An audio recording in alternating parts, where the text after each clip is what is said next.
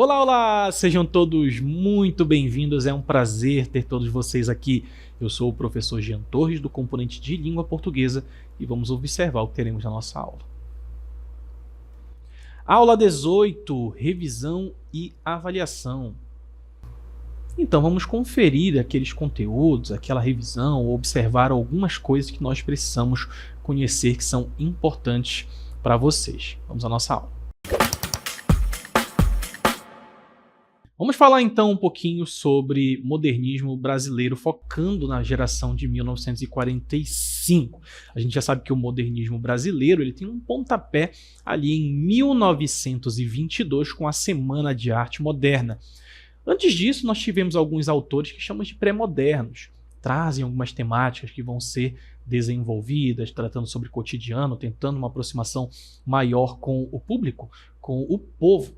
E em 1922, artistas se reúnem para fazer uma grande apresentação durante alguns dias daquilo que ia ser a arte brasileira a partir de então, se voltando contra aquelas estéticas mais formais do parnasianismo, por exemplo.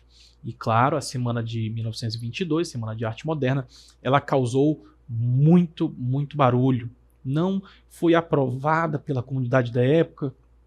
As pessoas acharam que aquelas eram ideias muito radicais, mas foi fazendo sucesso ao longo do tempo. Os artistas começaram a publicar seus trabalhos, mostrar aquilo que estavam desenvolvendo, e a geração de 1922, embora não tenha sido apreciada, se tornou esse marco do modernismo brasileiro, que vai passar ainda pelo modernismo de 1930, aquele romance de 30 focado em aspectos sociais, principalmente do Nordeste brasileiro, e todo esse desenvolvimento do modernismo brasileiro vai culminar na geração de 1945, talvez a geração mais madura. Observem o contexto histórico comigo.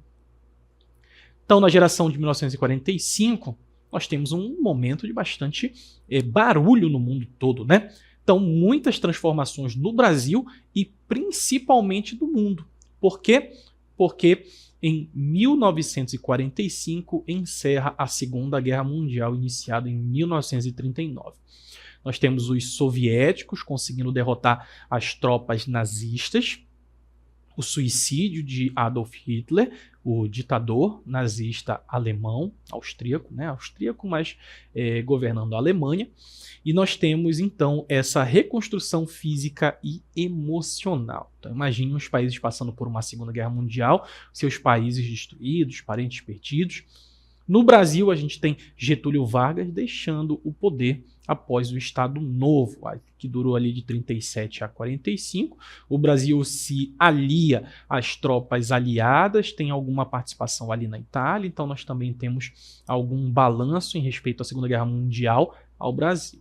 Então a gente tinha o Estado Novo, que foi um regime autoritário do Getúlio Vargas, controlando a política e a cultura do país. Tudo que era produzido, então, era muito limitado em certo sentido. Não que não fosse alta literatura, mas também tinha essas amarras do autoritarismo.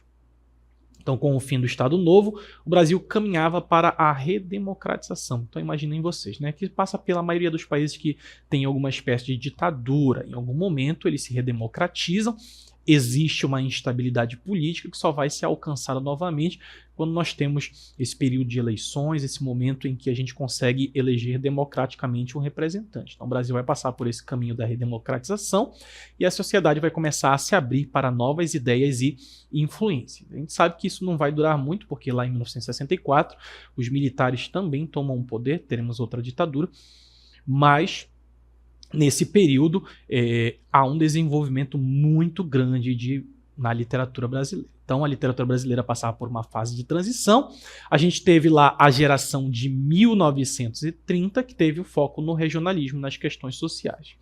A gente já sabe, então, que a gente tem lá no romance de 30 vários romances voltados para o Nordeste, para a situação dos retirantes, o que já é um foco, né, em questões sociais. Principalmente em relação às secas e como os governos brasileiros não olhavam para esse aspecto da problemática social. Então começava a dar espaço para uma nova geração de escritores. Então a gente vai ver uma nova geração de escritores que vai buscar uma linguagem mais universal e reflexiva. Então, se na geração de 30 há um foco muito grande no Nordeste em questões sociais regionais, agora os nossos autores da geração de 45 querem uma linguagem universal. Eles não deixam também de falar sobre o espaço sertanejo, no caso do Guimarães Rosa, mas eles querem transformar essas temáticas em algo mais universal, em problemas que possam ser encontrados no mundo todo, que podem ter a ver com fome, com a miséria, com o amor, com o ódio, com a guerra. E, claro, o pensamento sobre o ser, sobre o sentido da vida. Então essa geração de 45 surge como uma resposta a esse momento histórico, propondo uma literatura mais intelectualizada e preocupada com a forma e a técnica. Então, se nós tínhamos lá a Semana de Arte Moderna de 1922 como uma ruptura muito grande com a formalidade, o Romance de 30 seguindo um pouquinho esse espaço, na poética, na poesia brasileira, nós temos uma volta à formalidade. Alguns romances também se tornam muito mais formais. Eles não abandonam a ideia moderna, os ideais modernistas, mas ao mesmo tempo eles também voltam a uma preocupação com a forma, principalmente no que toca na poesia. Para observar as características gerais, então, da geração de 45. Eu tenho aqui o formalismo e a preocupação estética. Então a gente volta a esse momento da forma do poema enquanto musicalidade, no caso de João Cabral de Melo Neto, e essa preocupação estética. Você busca um ideal estético superior. Então os autores da geração de 45 valorizavam a técnica literária e a forma, buscando uma escrita mais elaborada e refinada. No caso do Guimarães Rosa, é bastante particular, porque ele tem uma linguagem muito própria. Ao mesmo tempo que ele tenta reproduzir a fala do sertanejo, por exemplo, ele vai usar muitos termos arcaicos, e isso deixa uma linguagem muito elaborada e refinada. Assim como os seus neologismos, que ele inventa palavras a partir de radicais, sufixos e prefixos do português e de outros idiomas também. E eles se preocupavam com a estrutura dos textos, o ritmo, a métrica, no caso aí da poesia, e a precisão da linguagem, a busca pela palavra, a busca pelo sentido da palavra. Então a literatura passou a ser vista como uma arte que exigia domínio técnico e intelectual. Então voltar-se para essa intelectualidade da linguagem, ao mesmo tempo em que ainda há a questão do povo, de alcançar o social, ele quer também ser um pouquinho além disso, buscar uma alta literatura. E como exemplo, nós temos João Cabral de Melo Neto, que é um expoente dessa característica da formalidade. Então, a sua poesia é marcada pela precisão e pela economia de palavras, evitando o excesso de emoção e priorizando a forma. E aqui é importante a gente falar que não significa que o poema não vai ter emoção, que ele não vai emocionar, que ele não vai tratar de temas que podem criar algum sentimento no seu leitor. Significa apenas que nós estamos priorizando aspectos intelectuais daquilo que está sendo apresentado, daquilo que está sendo escrito. Essa é uma preocupação muito grande, então, dos nossos escritores de 1945, na poesia do João Cabral de Melo Neto, isso fica bastante explícito. Mas em casos como Morte, Vida e Severina, por exemplo, ainda tem muitas questões sociais, voltado para o Nordeste, voltado para a despersonalização do indivíduo. Isso vai aparecer ainda bastante em 45, na geração de 45, porque é uma geração também que busca tratar sobre problemas sociais. Outra característica da nossa geração de 45 é o universalismo. Então, enquanto a geração de 30 focava em temas regionais e sociais, existem temas também universais? Existem, mas não é o foco. Quer tratar sobre problemas muito característicos da região brasileira. Os retirantes não são figuras que nós encontramos em todo o mundo, é muito pontual. E a seca do Nordeste é própria do Nordeste, né? Uma característica muito particular. E a vida nos sertões e as desigualdades sociais também focava nesses temas, né? Vida no sertão, desigualdade social. É claro que a gente vai ter em Guimarães Rosa voltar-se para um sertão, mas é um sertão um pouco diverso. É mais no sertão mineiro do que no sertão nordestino. Então a geração de 45 volta-se para as questões mais universais, temas universais. Entre eles, como a gente vê ali, a condição humana, a existência, o tempo, a morte, a solidão, tudo isso, né? Coisas que nós pensamos. Qual é a condição humana? Qual é o sentido da vida? Qual é o sentido de existir? pensar a passagem do tempo, o passado, a memória, morte, solidão, coisas que nós vemos em toda a humanidade. Então transcendem essas fronteiras do Brasil e dialogam com a literatura mundial, alcançam um público muito maior. Como exemplo, nós temos a Clarice Lispector, né? Que em suas obras explora a interioridade dos personagens, refletindo sobre a existência e a identidade humana de forma universal. E essa é uma tendência do mundo todo. Então, na Europa, está se escrevendo sobre essa literatura mais introspectiva, mais voltada para o ser se fecha. Lembrando que a gente está vindo de uma Segunda Guerra Mundial, né? Então há muito medo, desconfiança. Isso faz com que a literatura represente também esse sentimento de voltar-se para si, mais interiorizada, introspectiva, como no caso da Clarice. Também temos, então, na geração de 45, as influências do modernismo de 22.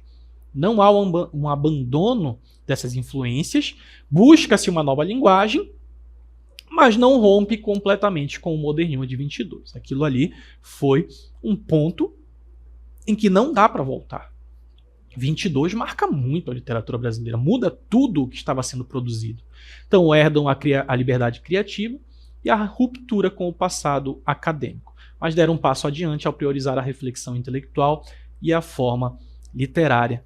E o nosso exemplo, um dos nossos grandes intelectuais brasileiros, Guimarães Rosa, ele traz essa figura do regionalismo, até por ter nascido no interior de Minas, mas ele não fica só nos elementos regionais. Ele traz uma linguagem inovadora e universal, buscando alcançar muitos públicos, né? E dialoga também com essas conquistas modernistas. Entre outras características, temos a metalinguagem. Então, muitos autores dessa geração refletiam sobre o próprio ato de escrever. A gente vê muito isso na Clarice, ali no início da Hora da Estrela, e vemos também em João Cabral de Melo Neto, em alguns poemas, em que ele compara, por exemplo, o trabalho do poeta como o de um arquiteto. Então, cria textos que discutem a literatura e o processo de criação. Então, por que eu escrevo? Por que eu crio? Como eu crio?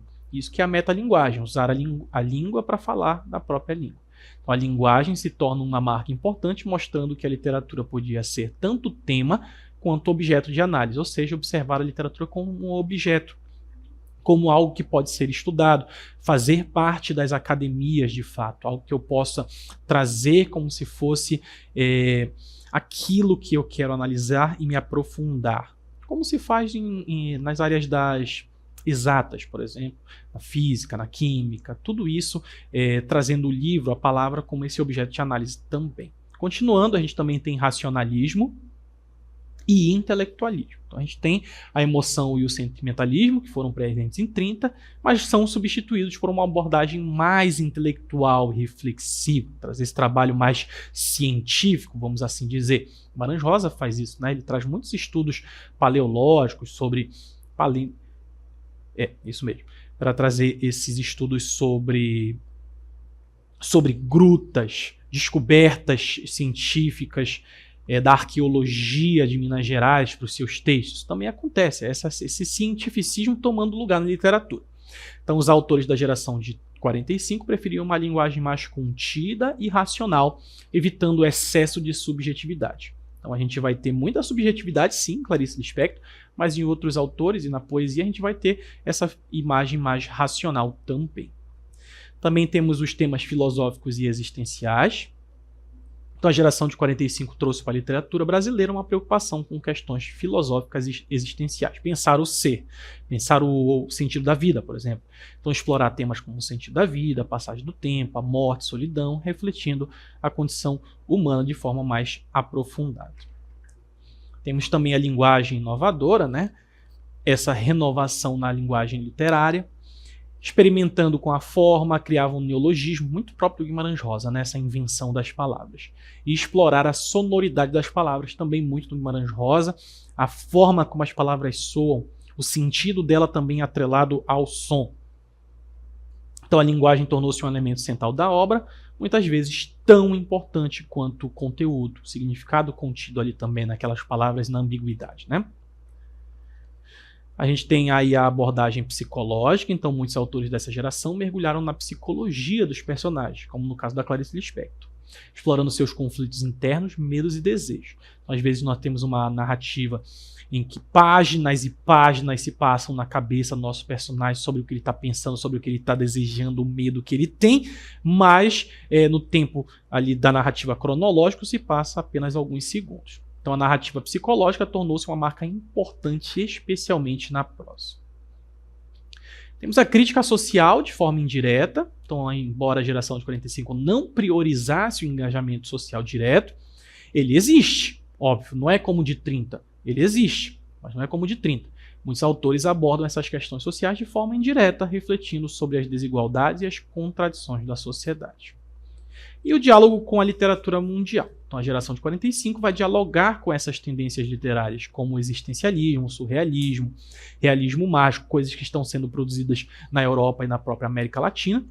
Vão trazer ali esses autores a influência de Kafka, de James Joyce, Virginia Woolf, todos para a literatura brasileira, coisas que esses autores estão lendo, estão entendendo e tentando trazer um pouco para a realidade do Brasil, trazendo sim um elemento regional, um elemento da identidade brasileira, mas colocando um pouco dessa ideologia. Vamos ver alguns autores então da nossa geração de 45.